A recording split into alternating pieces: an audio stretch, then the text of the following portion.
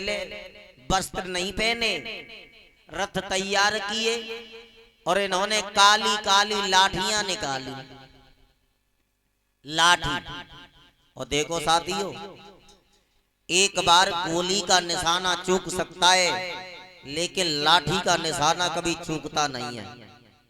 विद्वान तो ये कहते हैं, लाठी में गुड़ बोतुए जय सदा राखियो संग, गहरो नदी नालो पड़े वहां बचावे अंग। वहां बचावे अंग जपट कुत्ता को मारे, और दुश्मन दावा गिर बाऊ को माजनो झारे। कहीं कभी गिरधर राज सुनो तुम दूर के बाठी, और सब हथियार न छोड़े हाथ में लीजो लाठी। क्योंकि लाठी का निशाना कभी चूकता नहीं है साथियों। हाय इन यादव के लड़काओं ने बढ़िया बढ़िया लाठी काली काली जैसे रथ में रखी, और उसके बाद में जब तैयार हुए हैं चलने के लिए, मैया यशोदा से भगवान कन्हैया को जाते हुए देखकर आज मैया यशोदा रोने लगी, कहने लगी, मोहन कहां जा रहे हो?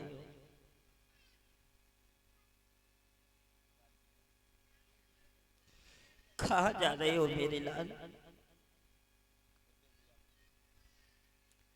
मैंने तुम्हारे पीछे ना जाने कितने दुख, ना जाने कितने कष्ट सहन करे हैं लाला। आप मुझे छोड़ के कहां जा रहे हो? और ये बात सच है,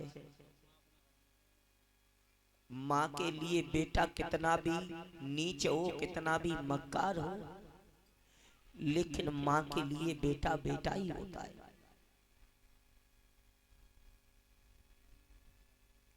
माँ भले गुस्सा में कह देगी कड़ी खाई जाए कि मत जा कहूं जाएगी, लेकिन अगर बेटा अगर शाम को घर नहीं आए तो माँ को भोजन अच्छा नहीं लगता। माँ की भावनाएं कुछ ऐसी होती है, माँ की ममता कुछ ऐसी होती है। आओ एक दृष्टांत तो मुझे याद आ गया। एक माँ थी, माँ, ध्यान करना लोगों, और माँ तो हर किसी की होती है। माँ थी बेचारी बहुत गरीबड़ी, उसकी पूरी जिंदगी गरीबी में ही निकल गई। उसका एक ही लड़का था, पति खत्म हो चुके थे। उस मैया ने अपने बेटा को पढ़ाने के लिए जितनी भी दौलत थी, घर बार खेती जो कुछ भी था, उसने ये सोचा कि मैं सब कुछ बेच दूंगी, लेकिन एक दिन वो होगा जो मेरा बेटा एक दिन बड़ा आदमी बनेगा। उस मैया ने वो ही किया, अपने बेटा की खातिर हर चीज बेच दी। उस बेटा के लिए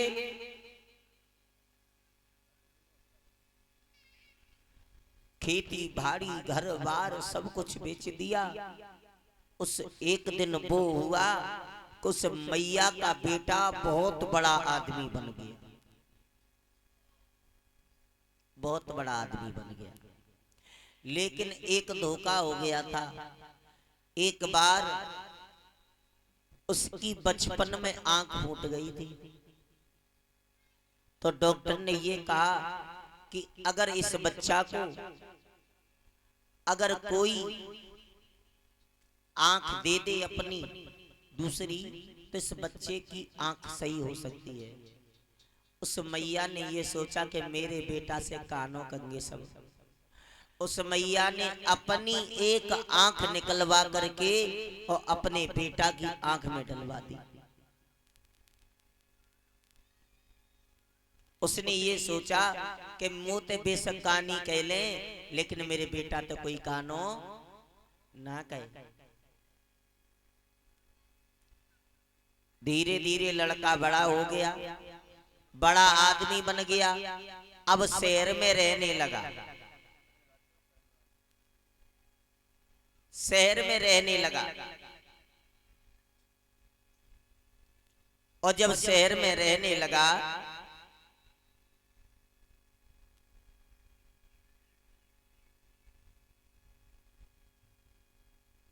साल में एक दो बार आता था, तो बातें कहते देखो भैया कहानी को आएगो कहानी को।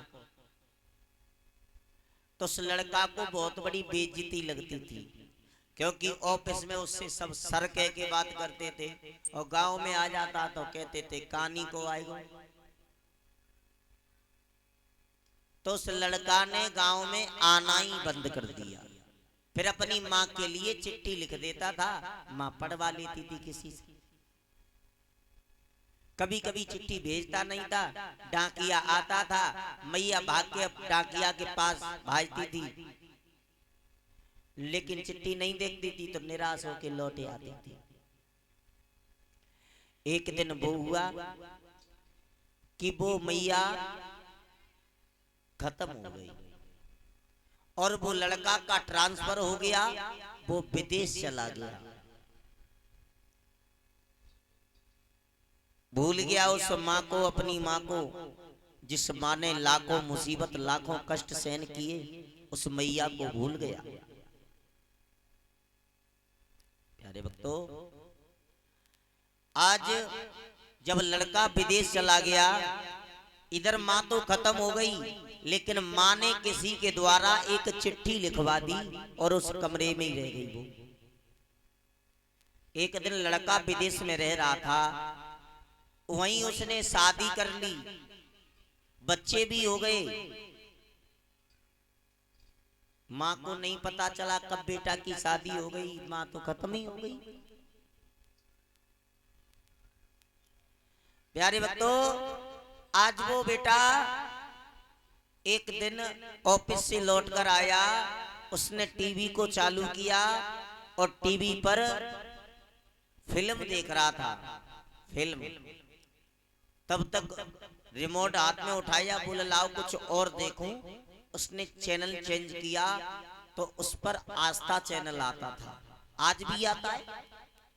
आस्था चैनल पर एक अपने भारत देश के महान संत जी जो थे, वो कुछ प्रवचन दे रहे थे, भागवत कथा सुना रहे थे। तो उस लड़का ने, क्योंकि भारत देश का रहने वाला था, तो भारत की कथा सुनने लगा। तो उस संत जी ने माँ का प्रसंग डाल दिया, उन्होंने माँ का। उस लड़का सुन रहा था, देख रहा था, उन संत जी ने माँ का ही प्रसंग डाल दिया। और जब माँ का प्रसंग डाला तो संत जी कहने लगे, देखो भाइयों, एक माँ थी और उस माँ ने अपने बच्चे के लिए हर खुशी दी। खुद गीले में सोई, उसे सूखे में सुलाया, खुद खर्च नहीं किया, अपने बेटा को खर्च करने के लिए पैसा दिए। खुद भूखी रह गई, लेकिन अपने बेटा को खिलाया।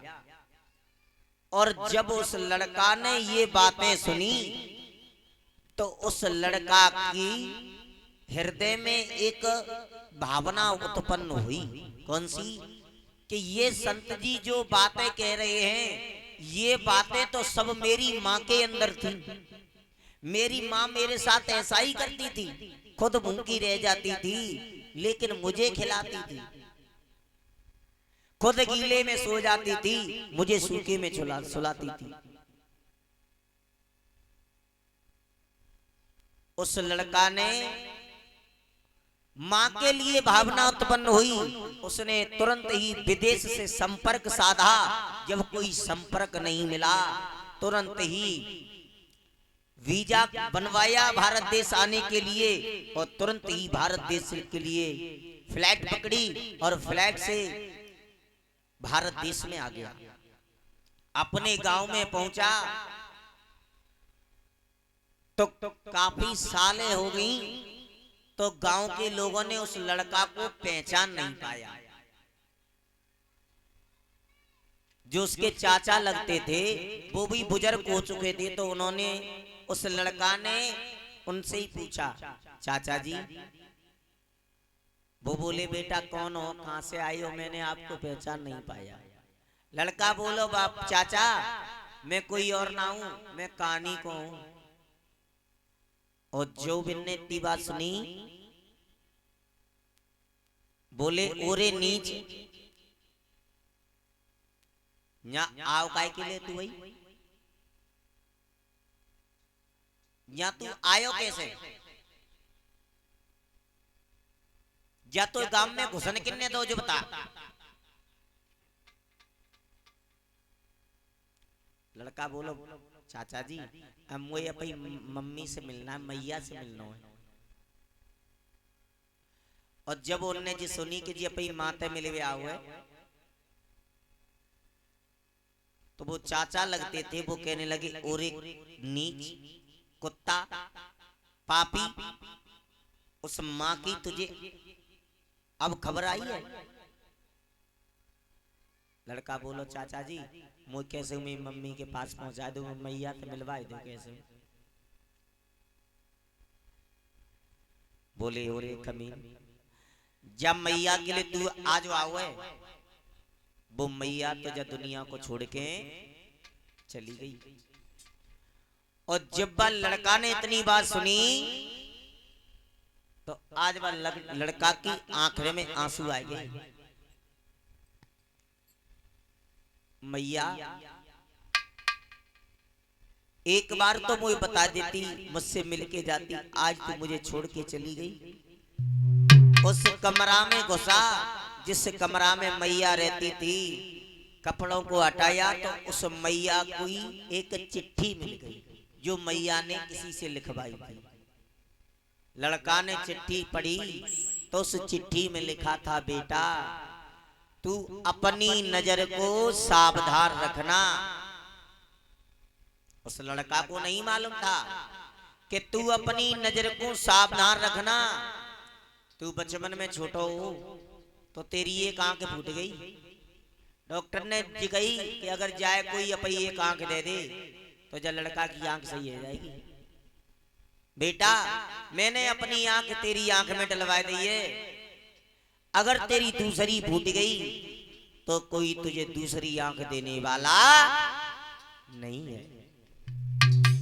आज जब लड़का ने जैसे ही उस पत्र को पढ़ा, आज मां के लिए हृदय उमगने लगा, रोने लगा, कहने लगा मैया कहते हैं ना कि सम्मा जब जल गई तब महफिल में रंग आया, और जिंदगी जब निकल गई तब जीने का ढंग आया।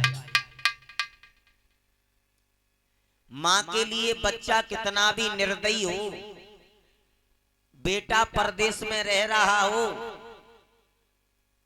परदेश में और फोन आ जाए तो पत्नी कछु कहेगी ऐसो करियो मेले दुए साड़ी ले आइयो, बहन कछु कहेगी भैया मेले सूट ले आइयो, बच्चे कछु कहेंगे मेले पिताजी कपड़ा ले आइयो।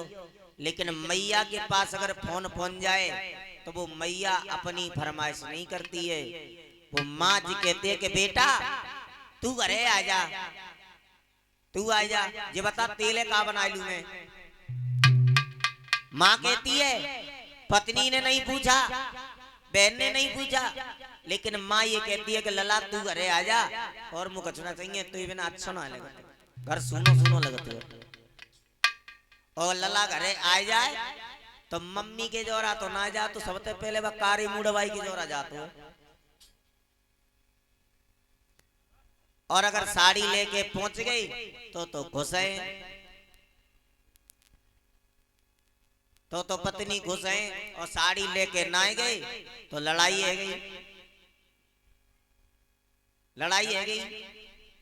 अब गुस्सा में घर में तो निकले आई, रोटी ना खाई, लेकिन माँ को उसको पता है कि मेरा बेटा भूखो है। अगर बेटा भूखा होगा, माँ कितनी भी बुजुर्ग हो, लेकिन उस मैया को दूर से पता चल जाएगा कि मेरा बेटा भूखो है। मैया मनाए मुने के रोटी खवाई देगी, और लला दोबारा जावे वो दिल्ली जाए चाहे हरियाणा जाए चाहे जयपुर जाए, तो मम्मी सबसे पहले टिफिन मान के रख देगी।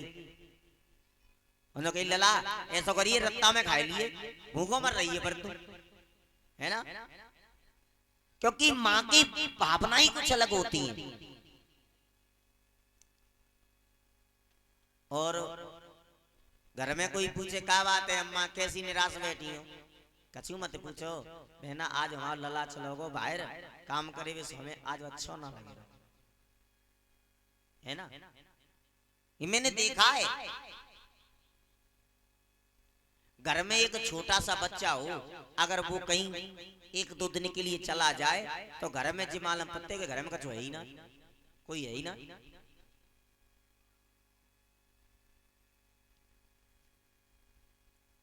तो माँ की भावना ही कुछ अलग होती है। आज मैया यशोदा भगवान कन्हैया के सामने खड़ी हो गई और कहने लगी, हे श्याम कैसे रहूंगी तुम्हारे बिना। आज भगवान बोले मैया